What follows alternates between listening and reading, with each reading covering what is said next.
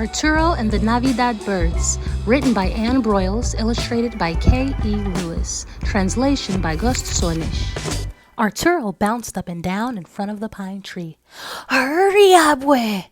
His grandmother called from the kitchen. "Momentito, mijo!"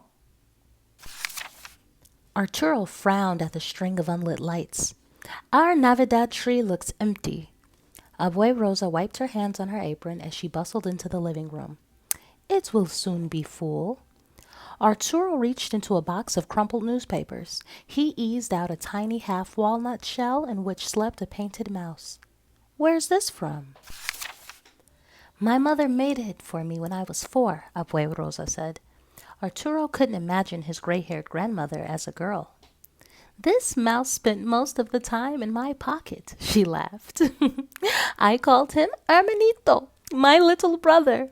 Find him a good home on our tree." Arturo placed him on a low branch so they could play later. He pulled out some cardboard decorated with mahogany-colored beans. "What's this?"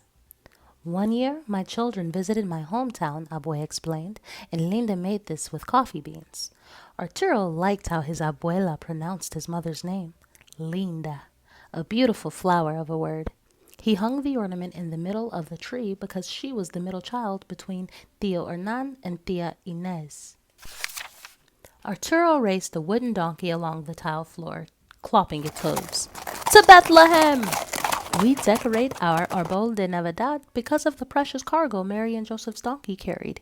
Your abuelo bought that when we were first married. Where will it go?" The donkey screeched to a halt. Arturo placed it as high as he could stretch. They lifted ornament after ornament out of the box. The tree began to shine with Abue Rosa's stories. "Perdóname while I put the tamales onto steam," Abue said, and headed for the kitchen. Arturo leafed through the box and found a tiny brown glass bird. "Fly, bird, like a plane. Vroom, vroom." The bird crashed into a wall. Its wings fell to the floor. Horrified, Arturo covered the pieces with newspaper just before Abue came back. His stomach churned while they hung a wooden star and a tin can angel. Abue Rosa rummaged through the box. "Have you seen the glass paraíto that my dearest friend Sofia gave me? It's all I have left from her." Arturo stared at the floor. "Can we take a break?" "Por supuesto. I'll mix the tres leches cakes." As soon as Abue left, Arturo scooped up the bird pieces and rushed to his room.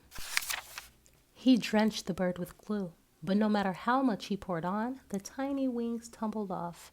He held back his tears. Would his grandmother forgive him? He fled to the basement and found the bucket of pine cones his class used to make Thanksgiving turkeys. Could he make a Christmas bird to replace the broken one?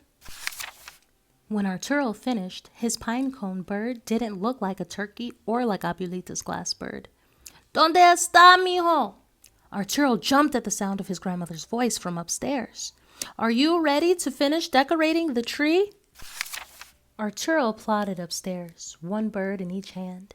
He hoped his grandmother wouldn't cry when she saw the broken bird. Arturo took a deep breath.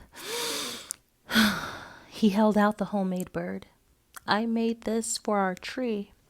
"Qué bonita!" I made it because... One tear slid down Arturo's cheek as he showed his other hand.